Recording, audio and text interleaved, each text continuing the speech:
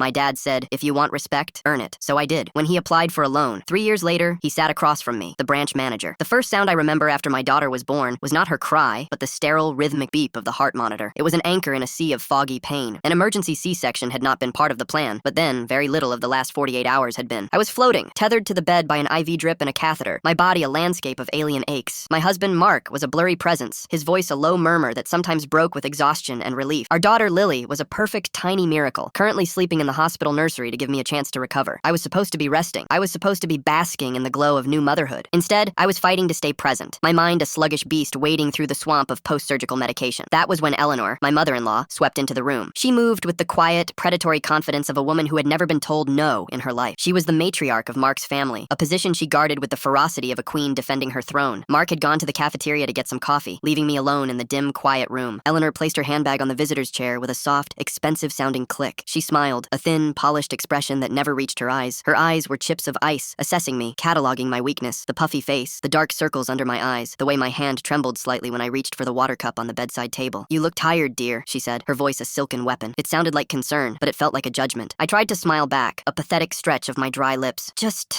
a little, I managed to rasp. The epidural had mostly worn off, replaced by oral pain medication that left me feeling both disconnected and acutely aware of the searing line across my abdomen. Eleanor glided closer to the bed, her gaze fixed on me. She smoothed a non-existent wrinkle on my blanket. It's a shame it had to be this way, she continued, her voice dropping to a conspiratorial whisper. All that stress. It's not good for the baby. It's not good for you, especially with your history. My history. That was her favorite weapon. 5 years ago, a brutal car accident had left me with a shattered femur and a subsequent hard-fought battle with a dependency on prescription painkillers. I had been clean for 4 years, a fact I held onto like a religious text, a testament to my own strength. But in Eleanor's hands, my recovery was not a victory. It was a permanent stain, a weakness she could poke at whenever she felt my influence over her son becoming too strong. I closed my eyes, feigning a drift into sleep. I didn't have the energy for this, for her. I just wanted her to leave. I wanted Mark to come back. I wanted to hold my daughter, but she wasn't leaving. I could feel her presence, a cold spot in the warm, quiet room. Then, she spoke again, and the words she used were so shocking, so monstrous, that they sliced through the medication's fog like a shard of glass. Don't worry, though, she murmured, so close I could smell her cloying floral perfume. It will all be over soon. You won't have to struggle anymore. My eyes snapped open. The fogginess was still there, but a cold, sharp spike of adrenaline had pierced it. Struggle? What did she mean? She was looking at the small paper cup on my bedside table, the one the nurse had left with my next dose of pain medication. Mark is so worried about you, she said, picking up the cup. He's been telling me how much pain you're in, how you keep asking for more medication. It's starting again, isn't it, Sarah? My heart began to pound against my ribs, a frantic, trapped bird. I hadn't been asking for more medication. Full story on channel link below.